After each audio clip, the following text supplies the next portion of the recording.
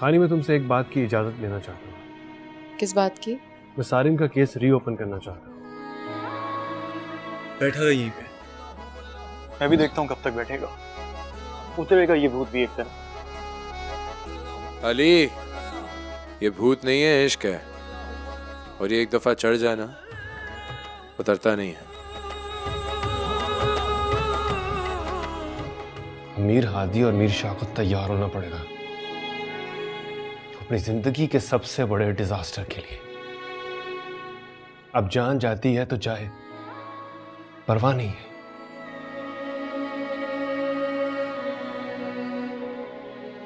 अब चाहे कोई कुछ भी कहे, मैं लड़ूंगी।